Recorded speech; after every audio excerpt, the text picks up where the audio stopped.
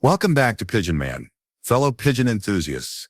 Today we're diving deep into one of the most crucial aspects of successful pigeon keeping that separates the champions from the casual fanciers. If you're ready to discover feeding secrets that most fanciers will never tell you, make sure to hit that subscribe button and ring the notification bell, because this is going to be game-changing information that could transform your Loft results forever. Before we begin, let me be clear about something.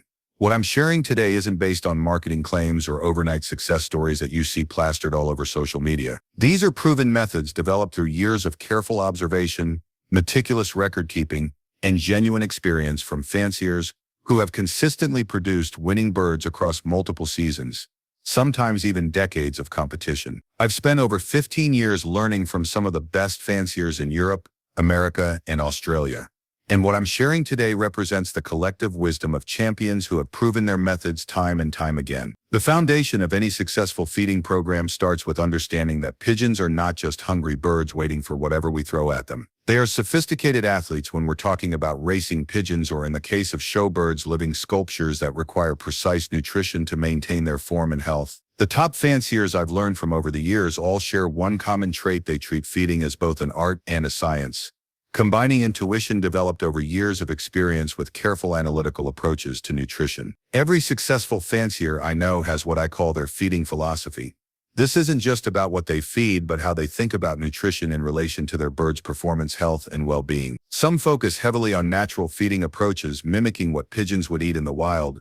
Others take a more scientific approach, calculating exact nutritional requirements based on body weight, activity level, and performance goals. The most successful combine both approaches, using science to inform their decisions while relying on experience and observation to fine-tune their programs. Let's start with the most fundamental secret that many newcomers completely miss, and unfortunately, this oversight costs them years of potential success.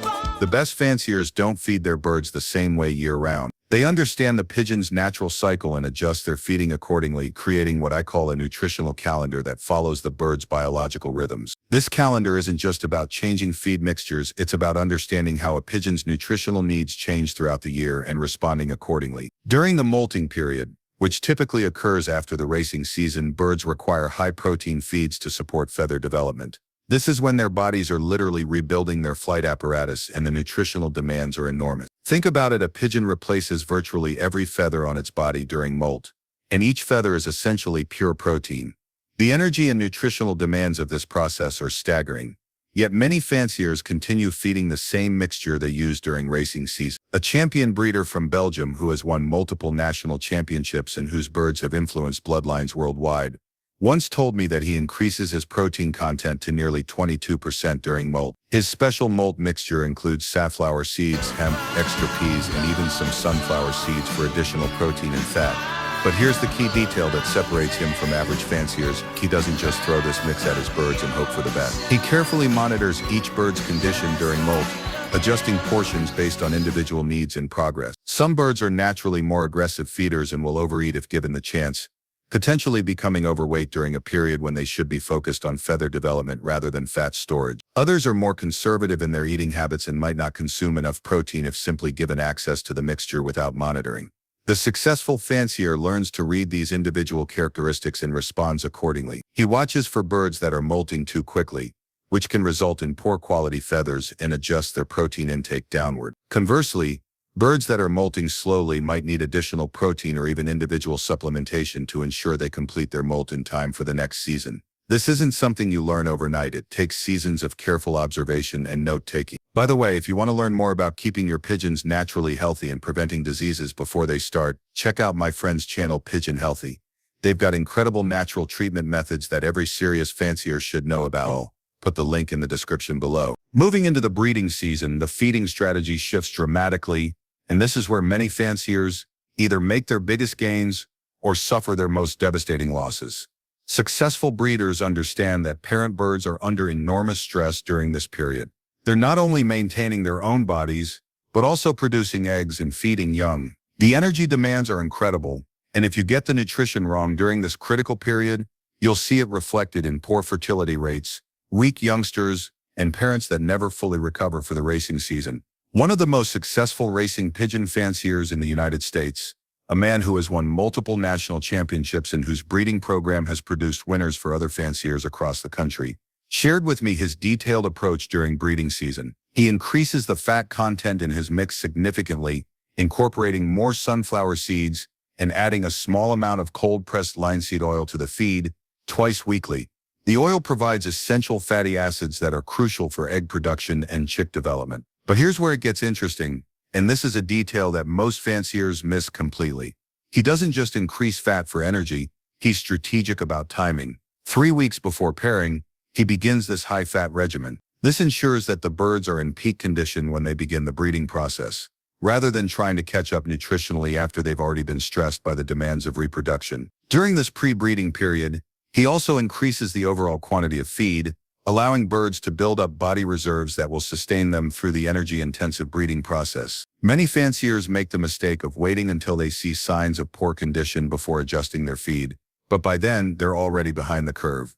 It's like trying to train for a marathon after the race has already started. The body needs time to build up reserves and adapt to new nutritional inputs. Once breeding begins in earnest, his feeding strategy becomes even more refined. Pairs that are feeding youngsters receive additional high-energy foods, including extra corn and even some cooked rice mixed with the regular feed. The rice provides easily digestible carbohydrates that nursing parents can quickly convert to crop milk for their babies. He monitors each pair's feeding behavior and adjusts portions accordingly, ensuring that aggressive feeders don't consume more than their share while quieter birds get adequate nutrition. The racing season presents its own unique challenges, and this is where the feeding secrets of top fanciers really shine like diamonds. During active racing, birds need easily digestible carbohydrates for quick energy, but they also need sustained energy sources for those long flights home. The balance is critical and requires almost mathematical precision. Too much heavy food and the birds become sluggish and won't perform to their genetic potential.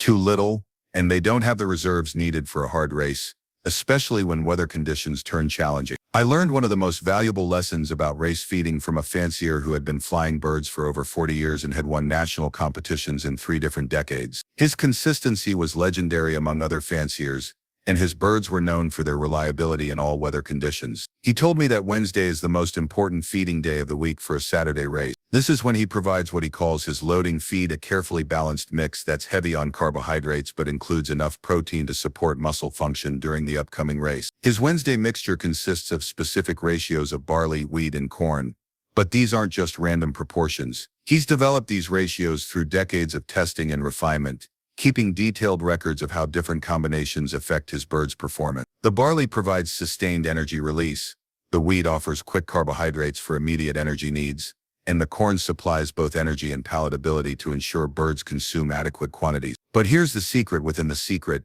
and this is something that even many experienced fanciers don't understand. He doesn't give them this same Wednesday feed every week. He adjusts based on multiple factors, including the distance of the upcoming race, weather forecasts, and even the specific birds he's planning to send. For shorter races under 300 miles, he reduces the overall quantity but maintains the high carbohydrate ratio, understanding that these races require quick energy but not massive reserve. For longer races, particularly those over 500 miles, he increases the total amount and adds more fat to the mix through additional sunflower seeds or even a small amount of nuts. These longer races require sustained energy that can only come from fat metabolism over extended periods. When the weather forecast shows potential headwinds or storms, he adjusts again, knowing that birds will need more energy reserves to fight through difficult conditions that could extend flight times significantly. His Thursday feeding is equally strategic, consisting of easily digestible grains that won't sit heavily in the bird's systems during shipping and early race periods. Friday, the day before shipping, he feeds normally but earlier in the day than usual, ensuring complete digestion before the birds are basketed for transport to the race point. The day before shipping is crucial, and this is where many fanciers make critical errors that can cost them race positions or even result in lost birds. The tendency is to either overfeed out of concern that the birds won't have enough energy, or to underfeed thinking that hungry birds fly better and will be more motivated to return home quickly. Both approaches are wrong and are based on human thinking rather than understanding pigeon physiology. The best fanciers feed normally the day before shipping, but they're very careful about timing. Feed is given early in the day to ensure complete digestion before basket. Some even withhold the final small feeding if shipping is particularly early, preferring to have birds slightly hungry rather than carrying undigested food during transport. If these feeding secrets are helping you understand your birds better, smash that like button And let me know in the comments what feeding challenges you're facing in your loft. Water management is another area where top fanciers separate themselves from the average. And it's something that's often completely overlooked in pigeon keeping literature. It's not just about having fresh water available, it's about understanding how water intake affects performance, body weight, and even motivation during races. During hot weather, birds can become waterlogged if they have unlimited access right up until shipping time. Experienced fanciers will limit water access for a few hours before basketing, ensuring the birds are properly hydrated but not carrying excess weight that could slow them down during competition. Some use electrolyte solutions during hot weather to ensure proper hydration while minimizing water weight. The timing of water restriction is critical. Too early, and birds become dehydrated; too late, and they carry unnecessary weight. Let's talk about supplements, because this is where a lot of misinformation circulates in our sport, often promoted by companies more interested in profits than performance. The supplement industry in pigeon racing has exploded in recent years, with products promising everything from increased speed to better navigation. While some supplements have genuine benefits, many are unnecessary or even counterproductive when used incorrectly. The most successful fanciers I know are surprisingly conservative with supplements. They understand that a well-balanced base diet should provide most of what their birds need, and they view supplements as exactly that: supplements to address specific deficiencies or support birds during periods of high stress, not replacements for good basic nutrition. When they do supplement, it's targeted and based on specific needs rather than following the latest marketing trends or miracle cure claims. They work with veterinarians who understand avian nutrition and often have their feed analyzed to identify any deficiencies before adding supplements to address them. Probiotics have gained popularity in recent years, and there's good scientific reason for this trend. The digestive health of racing pigeons directly impacts their performance and overall health more than most fanciers realize. A bird with poor gut health cannot properly absorb nutrients, no matter how expensive or well-formulated the feed might be. Digestive issues can also lead to inconsistent performance, poor recovery after races, and increased susceptibility to diseases. However, the best fanciers don't just buy any probiotic off the shelf. They work with avian veterinarians to understand which strains are most beneficial for pigeons and how to properly administer them for maximum effectiveness. Some probiotics are designed for different species and may not be optimal for pigeons. Others contain strains that don't survive well in the pigeon's digestive system. One champion racer told me he cultures his own probiotics using a specific strain that he's had analyzed and knows works well with his feeding program and local conditions. This might seem excessive to some, but when you consider that he's won multiple national awards and his birds consistently perform at the highest levels, the extra effort clearly pays dividends. He maintains the culture year-round, providing fresh probiotics to his birds during stressful periods like racing, breeding, and molting. Electrolytes are another supplement that's often misused by well-meaning fanciers. Many think more is better, but the reality is that oversupplementation can be as harmful as deficiency, sometimes even more so. Excessive electrolytes can actually impair kidney function and upset the delicate mineral balance that pigeons maintain naturally. The top fanciers use electrolytes strategically, typically only after long training flights or races, and they understand the importance of timing. Electrolytes given immediately after a hard flight can help with recovery by replacing minerals lost through respiration and helping to restore proper fluid balance. But given at the wrong time, they can actually impair performance by disrupting the bird's natural mineral balance. Some fanciers make their own electrolyte solutions using simple ingredients like sea salt and potassium chloride. Understanding exactly what they're providing rather than relying on commercial preparations that may contain unnecessary additives or inappropriate mineral ratios. The quality of feed itself is something that separates successful fanciers from those who struggle. And it's an area where you truly get what you pay for. This doesn't necessarily mean the most expensive feed is the best, but it does mean understanding what to look for and being willing to invest in quality nutrition for your birds. Cheap feed is rarely a bargain when you consider the potential impact on performance and health. Freshness is paramount in feed selection. Seeds that have been stored improperly or for too long lose nutritional value and can even become harmful to your bird's health. Rancid fats can cause digestive upset and poor performance. Old seeds may have reduced vitamin content, particularly fat-soluble vitamins that are crucial for bird health. The best fanciers often have relationships with feed suppliers that allow them to get seeds that are properly stored and haven't been sitting in warehouses for months, losing their nutritional potency. Some even go so far as to visit the facilities where their feed is processed and stored to ensure quality standards are being maintained. They understand that the foundation of any successful feeding program is high-quality ingredients. Protein quality matters more than protein percentage, and this is a concept that many fanciers struggle to understand. The feed industry has conditioned consumers to focus on protein percentages, but the reality is more complex. A feed that shows 20% protein on the label might seem superior to one showing 18%. But if the protein sources in the first feed are of poor quality or poorly balanced in terms of amino acids, the 18% feed might actually be superior for your bird's performance and health.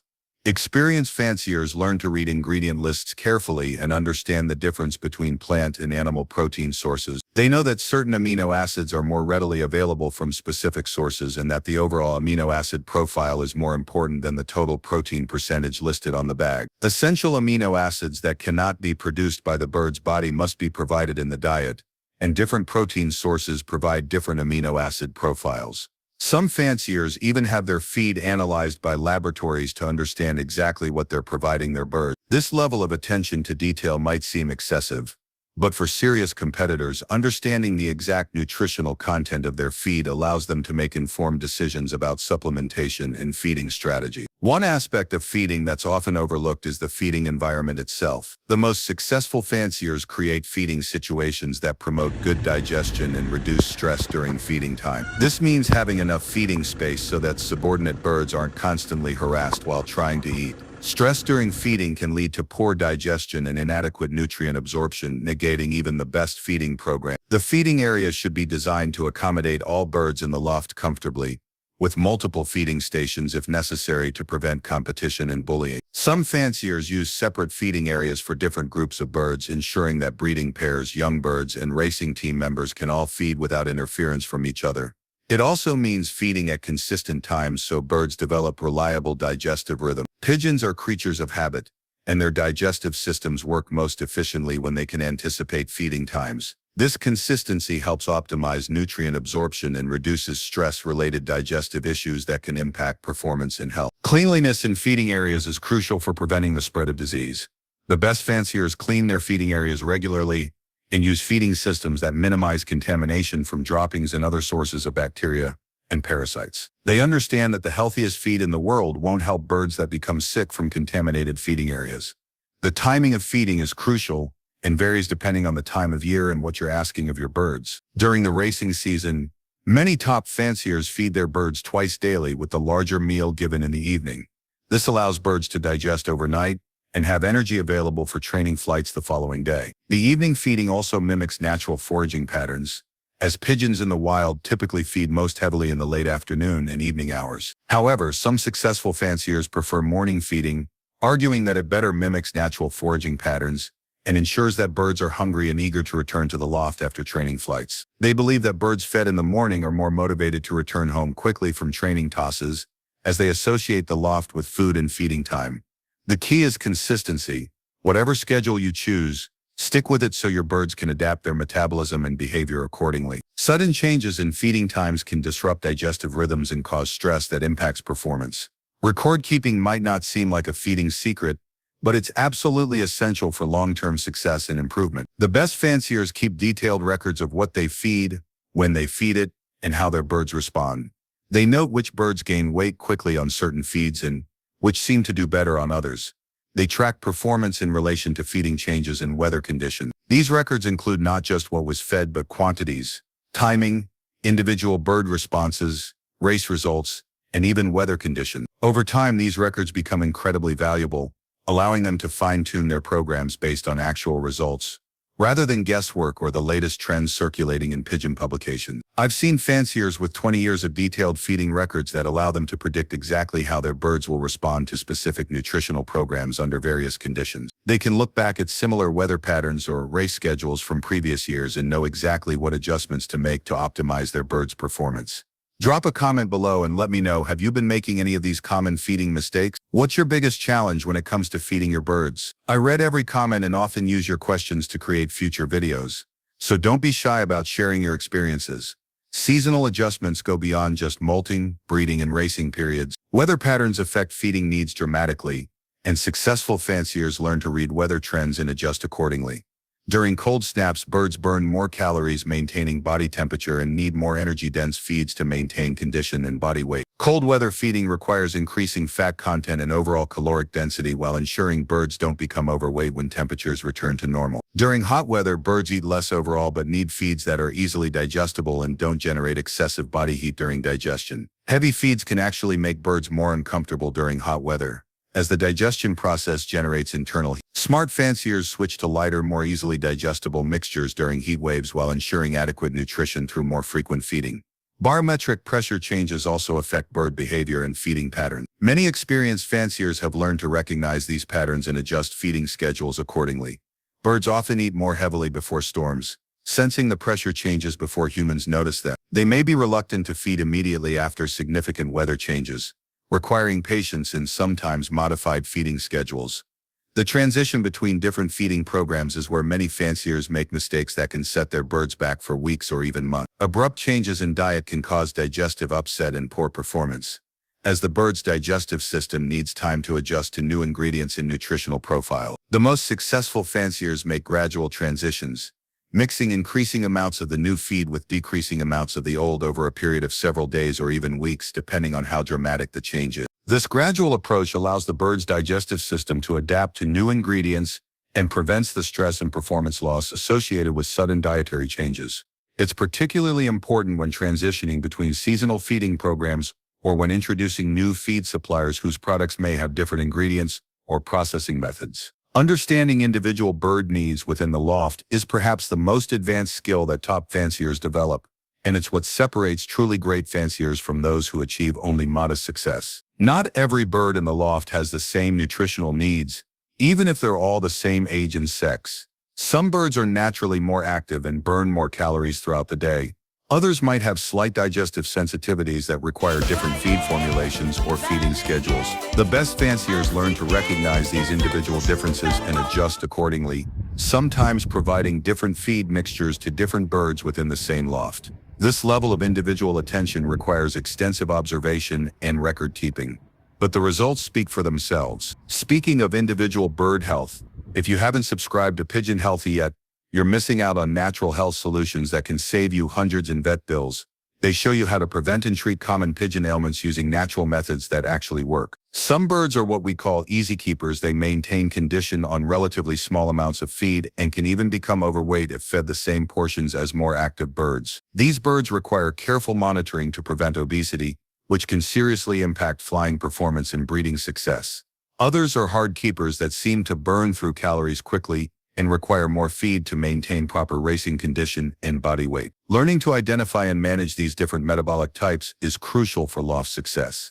It requires observing birds individually during feeding, noting which ones finish their food quickly and seem to want more, and which ones pick at their feed and leave portions uneaten. Body condition scoring becomes essential, as does adjusting individual portions based on actual body condition, rather than simply providing the same amount to every bird. Young bird feeding requires special attention and expertise, and this is where many promising racing careers are made or broken before they even begin. Young birds have higher protein requirements than adults because they're still growing and developing muscle mass, but they also have less developed digestive systems that cannot handle the same foods as mature birds. The transition from parent feeding to independent eating is critical and requires careful management to ensure proper development. Successful young bird specialists often use smaller, more easily digestible seeds during this transition period, gradually introducing larger seeds as the birds mature and their digestive systems develop. They understand that a young bird's gizzard is not yet strong enough to process large, hard seeds effectively,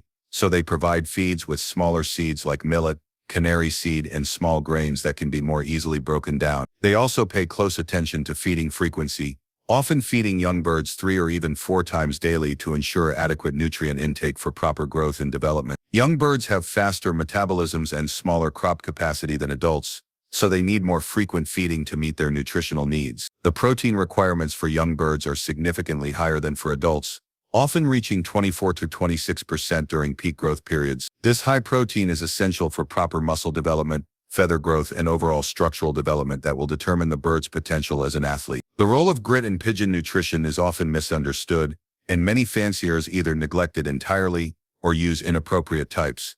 Good quality grit is essential for proper digestion, but the type and size of grit matters enormously. Grit serves as the bird's teeth, helping to grind food in the gizzard for proper digestion and nutrient absorption. Without adequate grit, even the best feed cannot be properly processed and utilized by the bird's digestive system. Many fanciers simply provide whatever grit is available at their local feed store, but the most successful ones are more selective about grit quality and composition. They understand that different sized birds need different sized grit particles, and that the mineral content of grit can supplement the bird's nutritional needs beyond just aiding digestion. Some use multiple types of grit, providing both soluble and insoluble forms to meet different digestive and nutritional needs. Soluble grit dissolves in the bird's digestive system, providing minerals like calcium and phosphorus, while insoluble grit remains in the gizzard to aid in grinding food particles.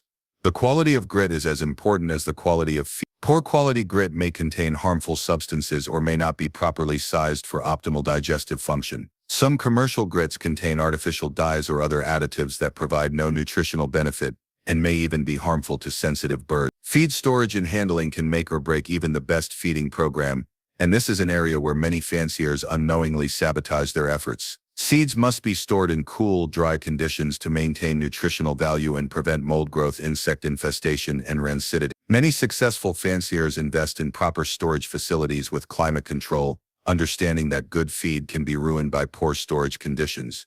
Temperature fluctuations can cause condensation in storage containers, leading to mold growth that can be deadly to pigeons. Excessive heat can cause oils in seeds to become rancid, reducing nutritional value and potentially causing digestive upset. Humidity can cause seeds to spoil or become moldy, while also attracting insects and rodents that can contaminate stored food. They also rotate their feed stocks religiously, using older supplies first to ensure freshness. This requires a system of dating feed purchases and organizing storage so that older feed is accessible and used before newer purchases. Some even test their feeds regularly for moisture content and potential contamination, particularly during humid summer months when mold growth can be a significant problem. Proper storage containers are essential, and many top fanciers use metal containers with tight-fitting lids to prevent rodent and insect access. Plastic containers can retain odors and may not provide adequate protection from pests. Some fanciers even use freezer storage for portions of their feed supply, particularly during summer months, to prevent insect infestation and maintain freshness. The relationship between feeding and training cannot be overlooked, and this is where many fanciers fail to make the connection between nutrition and performance that is so crucial for success. Birds that are overfed become lazy and won't train properly. They lack the motivation to push themselves during training flights and often become poor performers despite having good genetic potential. Conversely, birds that are underfed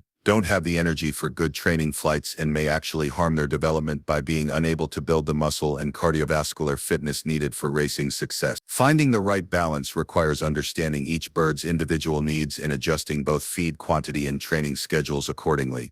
The timing of feeding in relation to training is crucial. Birds fed too close to training time may have digestive issues during flight, while birds fed too long before training may lack adequate energy. Most successful fanciers develop feeding schedules that provide optimal energy availability during training periods while ensuring complete digestion before strenuous exercise. Some fanciers use different feeding strategies for training days versus rest days, providing easily digestible energy sources before training while offering more complete nutrition on rest days when birds have time for full digestion and recovery. As we wrap up today's discussion, remember that feeding pigeons successfully is not about finding one perfect formula and sticking with it forever. It's about developing the knowledge and observation skills to constantly fine-tune your approach based on your bird's needs, your local conditions, and your specific goals. The secrets I've shared today aren't magic formulas. They're principles that successful fanciers apply consistently while remaining flexible enough to adapt when circumstances change. The most important secret of all might be this: patience and consistency beat dramatic changes and expensive shortcuts every time. The fanciers who achieve lasting success are those who develop sound feeding practices and stick with them,